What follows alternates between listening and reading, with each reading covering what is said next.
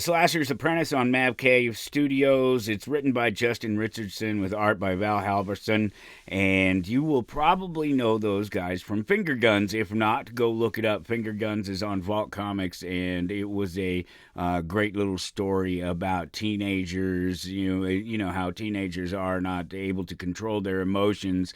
Well, not only can these guys not control their emotions, but they can control other people's emotions just simply by sort of pointing their finger gun at them and clicking and making them feel a certain way. So now you know who they are and you can go look them up. But you can check out Slasher's Apprentice right now in your local comic book shop.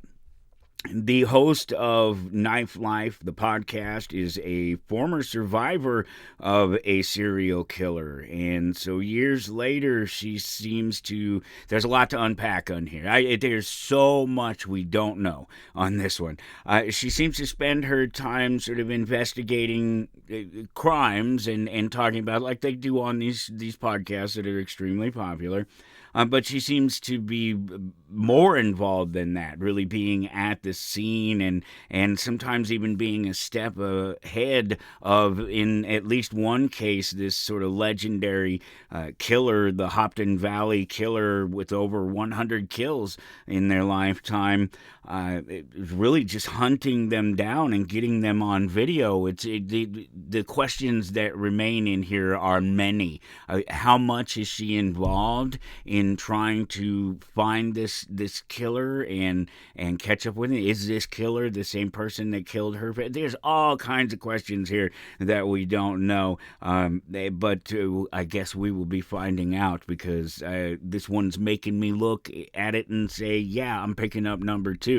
Will I pick up number 3? I guess we'll see when we get to number 2. That's the magic of comic books. It really kind of is one of those magic spaces in comic books where somebody will read the first issue, and a lot of people, if they don't like it, that's it. They'll never do. But if it's something that they're interested in, a character, whatever it is, possibility of a storyline, they say, oh, maybe I'll give it to issue 2 and I'll try out issue number 2, and if that one works out, then we get to issue number 3. So as a comic book shop owner over the years, I've noticed that right about issue 3, sometimes if a comic book isn't holding up, if it's not what people expect, that's when they stop picking them up. And so we will see. We will get there. I'm going to do a follow-up here not too long from now with a number of number 2s, and I'm just going to run down a sort of listed number 2s that I've read and whether or not I'm picking up number 3. That's it. That's all it's going to be. So that one will be coming up.